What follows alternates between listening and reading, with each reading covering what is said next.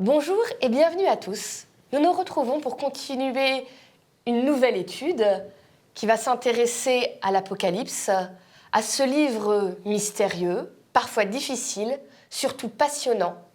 Aujourd'hui, nous allons nous intéresser à Apocalypse 7 qui nous parle de ce peuple qui va être scellé. Pour parler de ce sujet, je suis bien accompagnée car j'ai le plaisir d'être avec le pasteur Mathieu Fury. Bonjour Élise. Bonjour Mathieu. Et avec le pasteur Eddy Carneva. Bonjour Élise, bonjour chers auditeurs. Et merci à vous tous d'être avec nous. Vous en avez peut-être l'habitude, avant de commencer à discuter, nous aimons toujours commencer par un court temps de prière. Mathieu, est-ce que tu veux bien prier avec nous ? Père Céleste, nous avons besoin d'éclairage, d'inspiration pour comprendre ce texte. Et pour cela, Seigneur, nous nous inclinons devant toi afin que tu puisses nous révéler la vérité, nous conduire plus loin dans la compréhension de ta volonté pour ton peuple. Au nom et par les mérites de Jésus. Amen. Amen. Alors jusqu'à présent, on s'est intéressé déjà à plein de choses dans l'Apocalypse. Juste avant, on était dans l'ouverture des sceaux avec Apocalypse 6. Après, on va retourner sur le dernier sceau qui est ouvert. Mais là, Apocalypse 7, une espèce de parenthèse dans les visions. Quelque chose d'un peu différent. On s'arrête, on entend des choses, on voit des choses. Jean voit 144 000 personnes. À un autre moment, il dira « Je vois une grande foule ». Des gens, on va dire d'eux qu'ils sont scellés. C'est un peu mystérieux comme texte, un peu difficile. Eddy, est-ce que peut-être tu voudrais bien, pour nous aider d'abord à replacer les choses, est-ce que tu voudrais bien lire Apocalypse 7, les versets 1 à 4 ? Oui. Après cela, je vis 4 anges debout, aux 4 coins de la terre. Ils retenaient les 4 vents de la terre afin qu'il ne soufflât point de vent sur la terre, ni sur la mer, ni sur aucun arbre. Et je vis un autre ange qui montait du côté du soleil levant et qui tenait le sceau du Dieu vivant. Il cria d'une voix forte aux 4 anges à qui il avait été donné de faire du mal à la terre et à la mer. Et il dit, « Ne faites point de mal à la terre, ni à la mer, ni aux arbres, jusqu'à ce que nous ayons marqué du sceau le front des serviteurs de notre Dieu. » Et j'entendis le nombre de ceux qui avaient été marqués du sceau, 144 000 de toutes les tribus des fils d'Israël. Merci beaucoup. C'est mystérieux comme texte à première vue, comme ça. On me parle d'anges, on me parle de vent, on me parle de sceau. Alors déjà, une première question. Le verset 4 dit « Il y a 144 000 personnes ». C'est drôlement précis comme chiffre. Oui, c'est un chiffre tout rond. Oui, c'est un chiffre rond, à la personne près. Il est très fort, Jean, pour avoir calculé comme ça, à vue d'œil, 144 000. Mais, alors, je dis ça un petit peu en plaisantant, mais c'est littéral, ces 144 000-là? Ou alors il y a un autre sens? Comment est-ce qu'on le comprend? Qu'est-ce que ça veut dire, ces personnes rassemblées? Bon, moi, je dirais qu'il faut d'abord les placer dans leur contexte. À la fin du chapitre 6, la question est posée, qui peut tenir debout ou qui peut subsister alors que les éléments se déchaînent, alors qu'une menace pèse sur l'humanité. On sent bien la menace est forte et à un certain temps, les anges la suspendent.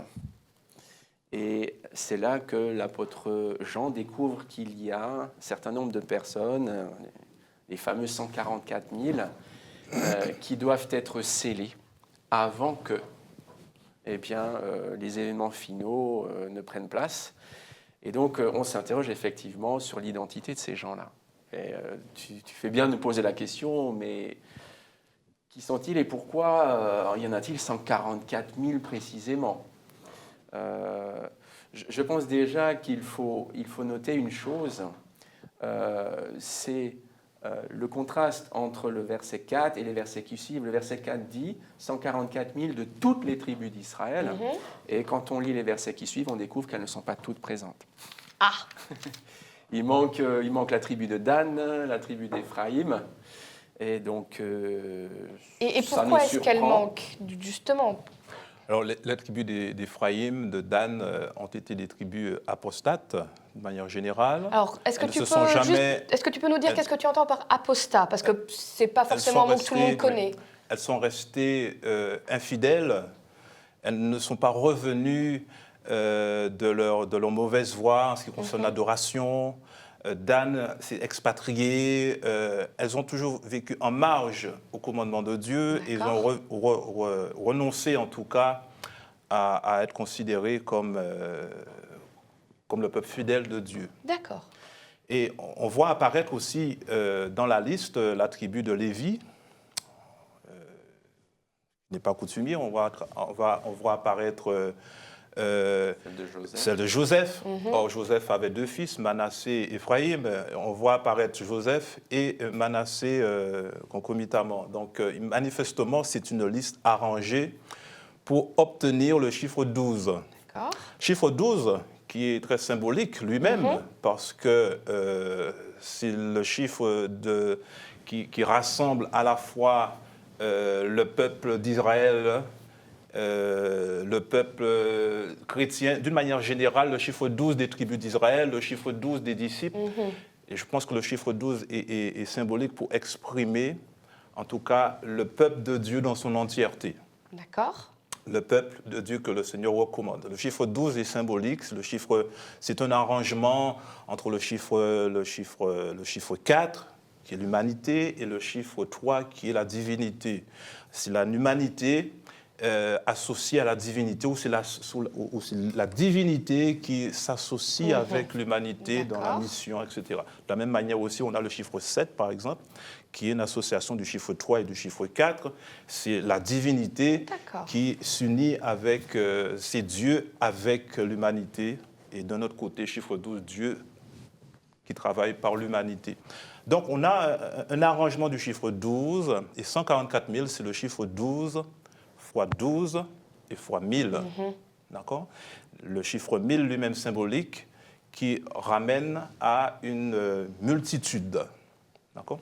Alors, on pourrait se poser la question, pourquoi penser que ce ne serait pas un chiffre forcément littéral ou un chiffre exact, pas un de plus et un de moins? C'est qu'il y a quand même dans le livre de l'Apocalypse une figure de style, on pourrait l'appeler ainsi, un procédé, on pourrait dire technique, ou c'est un indice interne, un critère interne de compréhension, c'est que quand Jean décrit une situation, la plupart du temps, il entend, quand il se retourne pour regarder, il voit. Et c'est la même chose. Je vais prendre juste trois petits exemples pour montrer que c'est quelque chose qui est quand même courant chez Jean. Par exemple, si on lit le chapitre 1, le chapitre 2, Jean entend une trompette, et quand il se retourne, il voit le Fils de Dieu, quoi, tu vois. Il voit le Fils de Dieu. Il entend. Alors, c'est pas une trompette qu'il voit. Et quand par exemple, quand il va entendre les 140, il va entendre le nombre. Quand il va regarder, il va voir une grande foule. D'accord. Il va entendre que la femme est assise sur les grandes eaux, il va voir qu'elle est assise sur une bête.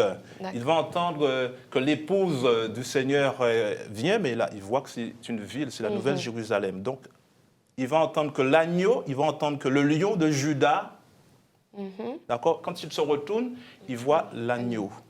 Le lion de Juda et l'agneau, c'est la même personne. Donc, on a systématiquement beaucoup de cas dans le livre de l'Apocalypse où Jean entend. Quand il vérifie, quand il regarde, il essaye de compter, mais il ne peut pas compter, c'est ce qu'il dit.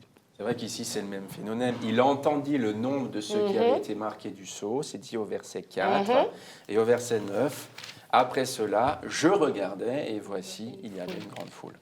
Donc, on peut, enfin, ça dépend des interprétations, mais on peut penser que la grande foule et les 144 000 constituent la même entité. C'est une interprétation possible, alors que d'autres vont dire, bon, les 144 000 doivent être distingués de la grande foule. En tout cas, le texte, selon moi, et je pense que vous êtes d'accord avec cela, semble dire ce sont les mêmes. Parce qu'après cela, c'est vrai que voyant la foule, il est difficile de les compter, même impossible. Le texte dit il est impossible de compter ce nombre. Et là, il y a un contraste. D'un côté, on en a 144 000, si on a bien écouté. Et de l'autre côté, on regarde, on cherche à compter, c'est impossible. Il y a là aussi un paradoxe. Et je pense que le texte veut nous dire une chose. D'une part, il y aura bien un peuple fidèle. Et dans ce peuple, on pourra compter que le nombre de fidèles est grand. C'est un grand nombre. Et celui qui compte, c'est Dieu, quelque part. Mais à y regarder, le regard humain ne peut pas compter. C'est-à-dire que le regard humain n'est pas celui de Dieu, il est limité. Et donc, je crois que cela signifie que ce n'est pas à l'homme de déterminer qui fait partie ou qui ne fait pas partie de ce groupe. C'est important. On ne peut pas compter. Jean, quand il voit, ne peut pas compter. Et c'est d'ailleurs, ça ne lui est pas demandé. Quand je vous entends tous les deux, ça me fait penser aussi ces chiffres 144 000, et c'est bien précisé parce que quand même, le texte dit à chaque fois 12 000 de telle tribu, à chaque fois c'est 12 000, 12 000, 12 000, 12 000 de chaque tribu. On a dit, on a les tribus qui sont restées fidèles dans Israël, qui, d'une vision un peu juive de l'époque, quand on présentait tout Israël, c'était une image pour parler de tout le monde, de se dire, il y a 12 000, donc 12 fois 1000 à chaque tribu. Alors j'extrapole un petit peu, mais cette idée peut-être de dire tous ceux qui sont censés être là, peu importe d'où ils viennent, peu importe la tribu de laquelle ils viennent, donc j'ai envie de dire le monde est plein de grandes tribus, que tous ceux qui pouvaient être là, qui étaient censés être là, ils sont présents, il n'en manque pas un seul, parce que c'est Dieu qui fait en sorte qu'il soit là. Parce que les chrétiens sont appelés l'Israël de Dieu. L'apôtre Paul, dans Romains 9, Romains 11, parle de cet Israël de Dieu. Dans le livre de Galates, chapitre 6, on parle de l'Israël de Dieu. Et Jacques parle des 12 tribus dispersées. Sa lettre aux Donc, tribus en dispersion. sinon, on devrait considérer que ce sont seuls les Juifs. Il faudrait trouver en plus où sont passés les derniers chrétiens, ceux qui sont appelés justement à... Où sont-ils passés? Donc, il est évident que Dieu est fidèle à la symbolique biblique. Il considère l'élection. D'accord, l'élection en vertu de la promesse qui était faite à Abraham, en vertu des promesses. Et puis autre chose, c'est que tu as noté en premier lieu que le chiffre 144 000 répond à une question qui a été posée au chapitre 6. Le grand jour de la colère de Dieu est arrivé. Qui peut tenir debout, dit le texte. Et le mot utilisé istémie en grec, est réutilisé dans le chapitre 7, et il mentionne un groupe qui tient debout. Or, il se trouve que le groupe qui tient debout, c'est-à-dire istémie, c'est la grande foule. Alors justement, puisqu'on parle de ceux qui vont réussir à rester debout, ces 144 000, ils sont là, on a parlé beaucoup de leur nombre, mais qui sont-ils, ces 144 000? On dit, c'est ceux qui ont été marqués du sceau, ceux qui ont été scellés. Alors, je vais être un petit peu peut-être embêtante, mais pour moi, scellé, ça a quelque chose d'un peu négatif. J'ai une impression, comme ça, quand j'entends le mot, ça ne veut pas dire que c'est le cas ici du tout, mais moi, la première fois que j'entends ce mot, scellé, je pense au scellé qu'on met sur une porte pour que ça ne s'ouvre plus. Je pense à une lettre, on met le sceau, on ne peut plus rien changer dessus. Ça donne une espèce d'impression d'immobile, on ne bouge plus, plus personne ne bouge, plus personne ne fait rien. J'espère que ce n'est pas ça que ça veut dire, parce que je n'ai pas l'impression que Dieu nous demande d'être immobile, mais après tout, peut-être que oui. Qu'est-ce que vous en pensez? Qu'est-ce que ça veut dire quand on dit ces gens-là, ils ont été scellés par Dieu? Il semblerait que le sceau, déjà, les préserve du pire. En tout cas, le sceau, au départ, c'est une marque d'appartenance. Le roi utilisait souvent une bague ou un objet en métal pour sceller ses écrits, par exemple, ou les décisions qu'il prenait, ou les contrats qu'il acceptait. Donc, un sceau, c'est déjà une marque d'appartenance. C'est aussi, ici, semble-t-il, un signe de protection spéciale, parce qu'il faut que, bon, on ne va pas entrer plus peut-être dans le détail du texte, mais que les arbres soient préservés. On a l'impression que les arbres vont être préservés ici, dans ce passage-là, chapitre 7, versets 1, 2 et 3. Et on peut imaginer que l'arbre ici, c'est aussi le symbole de l'homme, dont le feuillage verdit et qui est planté près des courants d'eau, on pourrait imaginer. Hein. Il semblerait que donc ces gens-là soient préservés en un temps particulier, un temps d'épreuve. Et ce sceau, finalement, ça ne les empêche pas d'évoluer, ça ne les empêche pas d'agir librement, mais ce sceau leur donne justement la possibilité d'agir sans être inquiétés par les circonstances. Oui, et puis l'œuvre du scellement, ce sceau, c'est le fait d'apposer un sceau sur quelqu'un. Ce n'est pas une notion qui est nouvelle dans la Bible. Cette notion d'apposer le sceau sur le front a été évoquée dans Ézéchiel chapitre 9. Dans une situation particulière, Dieu dit « Je vais mettre à part au sein même de mon peuple, au sein même de ce peuple qui veut considérer son appartenance à Dieu, ceux qui sont réellement fidèles. » Et il dit, faites une marque sur le front de ceux qui soupirent après toutes les abominations qui se font. Ézéchiel chapitre 9. Et l'ange appose son sceau, et ceux-là ne sont pas exterminés par l'ange destructeur. Donc cette vision semble être similaire à celle qui est présentée dans Apocalypse chapitre 7. Et donc la question, c'est quoi ce sceau qui permet d'être distingué? Le mot sceau aussi renvoie à plusieurs choses, mais je pense en particulier à un texte tel que Éphésiens chapitre 4 verset 30 qui parle du fait que nous sommes scellés aussi du Saint-Esprit. Et je pense que ceux qui ont une appartenance forte à Dieu et qui seront préservés des fléaux, de toutes sortes de choses annoncées dans l'Apocalypse, ce sont ceux qui ont le sceau de Dieu, qui sont déclarés enfants de Dieu. Rappelons que l'apôtre Paul va nous dire dans Romains 8, seuls ceux qui sont conduits par l'Esprit de Dieu sont réellement des fils de Dieu. Donc il ne s'agit pas d'avoir une appartenance ou une liste d'églises, etc., mais ce sont ceux qui sont fidèles, ce sont ceux qui expriment la voix, la parole, l'esprit et la pensée de Dieu, ce sont ceux qui soupirent après le mal, de voir le mal, la corruption qui existe.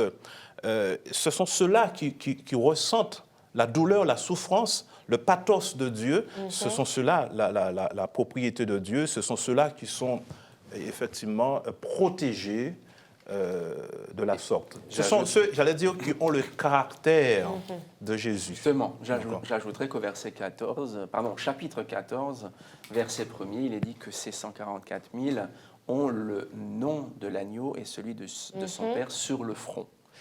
Donc, on peut penser au sceau là, qui a été apposé de manière bien sûr symbolique, hein, ça se lit pas, mais en tout cas, ils expriment quelque chose de fort, c'est-à-dire qu'on voit qu'ils appartiennent à Dieu, ils sont fidèles, et aussi ils sont prêts à donner le témoignage qu'a donné l'agneau. Est-ce que j'ai le droit de continuer à vous poser des questions embêtantes? Oui. Allons-y. Dans tout ce que nous avons dit là, on a dit c'est ceux donc, qui ont le sceau, c'est ceux qui soupirent face à tout ce qui se passe, qui cherchent l'esprit. Ça donne un petit peu une impression de méritocratie. Est-ce que ça veut dire que ceux qui seront dans les 144 000, c'est la crème de la crème, ceux qui sont les plus méritants, ceux qui sont meilleurs que les autres, ceux qui ont mieux réussi que les autres? Alors, moi, je donnerais une piste. Hein. Il est question de ceux qui ont ou qui sont revêtus de robes blanches au verset 9. Alors, quand on lit comme ça, voilà, ils se tiennent, ils sont debout devant le trône, devant l'agneau, revêtus de robes blanches. En réalité, il faudrait traduire « ayant été revêtus de robes blanches ». Qu'est-ce qui leur permet d'être là? C'est cette tenue particulière, cette robe blanche qui les distingue en quelque sorte. On voit l'insistance qui est mise par par le récit sur la robe blanche, parce qu'ils les ont lavées, elles sont propres, elles sont immaculées. Bon. Mais ces robes blanches leur ont été données. Donc ils ont reçu quelque chose d'exceptionnel, quelque chose qui les distingue entre tous, quoi, hein. Donc je tiens juste à souligner cet aspect-là, à savoir que ces robes eh bien, sont un don de Dieu. Plus précisément, dans la même lignée, le verset 14 va préciser qu'ils ont lavé leurs robes et les ont blanchies dans le sang de l'agneau. Le sang s'attache, bon, littéralement. Mais je pense qu'on comprend donc la symbolique rattachée, n'est-ce pas, au fait que ces personnes se prévalent du sacrifice de Jésus. Ils ont confessé leurs péchés, ils ont reconnu leurs déficiences et ont exprimé leur désir de remporter la victoire. Donc ce n'est pas un mérite de leur part, c'est les mérites de Jésus qu'ils prononcent. Derrière cette robe blanchie, c'est les mérites du Christ qui prévaut là-dedans. D'accord ? Donc, encore une fois, c'est des personnes, j'ai envie de dire, qui se cachent derrière Jésus. Voilà, qui se cachent derrière Jésus. C'est-à-dire que quand on les voit, on voit Jésus. On voit le caractère de Jésus. C'est un petit peu ce que l'apôtre Paul disait dans Colossiens chapitre 3, le verset 1er suivant.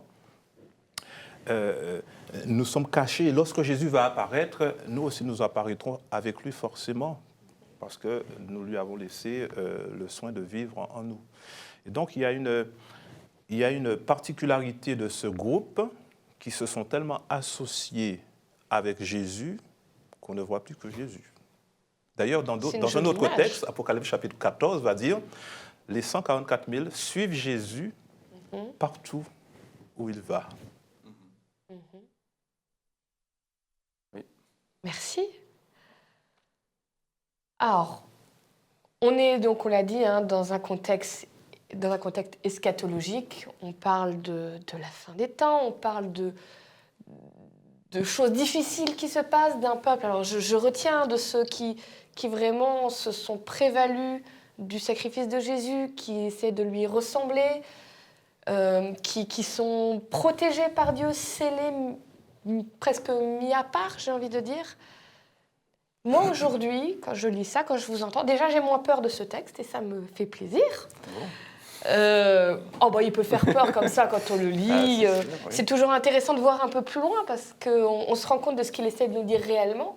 Oui, on assiste à une sorte d'élection, là. Savoir que les uns sont choisis pour faire partie du peuple de Dieu et donc les autres sont laissés de côté. Mais j'aime cette idée qu'on a un petit peu développée d'élection, mais pas de sélection. C'est-à-dire d'élection de ceux qui veulent être là, mais pas de sélection de dire « toi, tu es assez bien, toi, non, toi... » Le critère final, de toute façon, il appartient à Dieu. Le critère, il est dans justement le fait qu'ils suivent Jésus, le fait qu'ils se sont identifiés à Jésus. Et lorsqu'on pointe l'action, lorsqu'on pointe le doigt sur ceux-là, qui sont-ils, tu as bien fait de le souligner. Verset 13, ceux qui sont revêtus de robes blanches, qui sont-ils? D'où sont-ils venus? J'aime à penser que, surtout quand le texte va exprimer aussi qu'ils viennent de la grande tribulation, ils ont une expérience particulière que les autres n'ont pas. D'accord?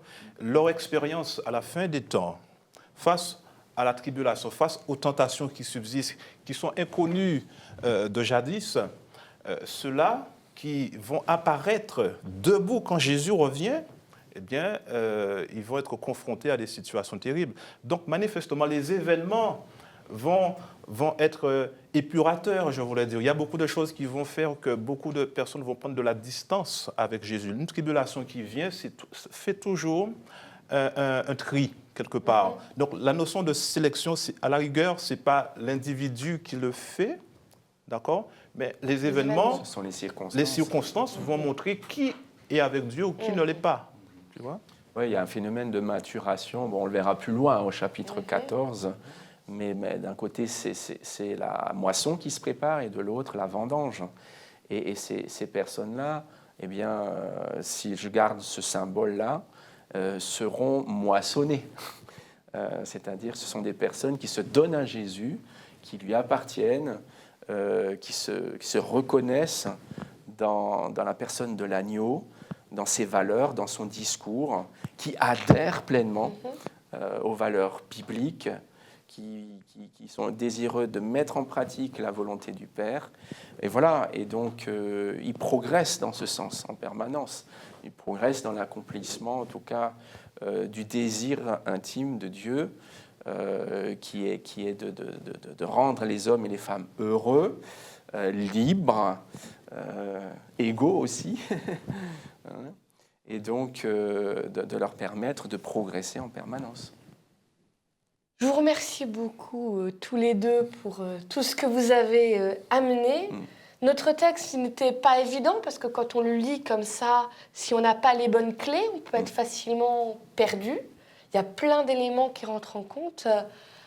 Moi, ce que j'ai envie de retenir de tout ce qu'on a dit, c'est cette protection que Dieu veut mettre sur les gens qui l'ont choisi, sur les gens qui ont dit « je veux conformer ma vie à Dieu, je veux le mettre en premier, je veux faire partie de cette grande foule, de ces 144 000, je veux y être ». Et je reprends simplement le tout début de notre Apocalypse 7, où il y a des anges qui retiennent les vents et Dieu qui dit aux anges « retenez jusqu'à ce que nous ayons scellé les serviteurs de notre Dieu ». Retenez les événements, retenez les malheurs qui doivent arriver jusqu'à ce qu'ils soient protégés et qu'ils puissent tenir. Quel réconfort de savoir que nous avons un Dieu qui prend soin de nous jusqu'au bout et qui prend soin de ce peuple, de ces 144 000, de cette grande foule, pour que tous ceux qui ont à être présents dans cette foule soient là. Il ne manque personne. Merci beaucoup d'avoir été avec nous. J'espère que vous avez été enrichis par ce partage et je vous dis à bientôt pour une nouvelle étude.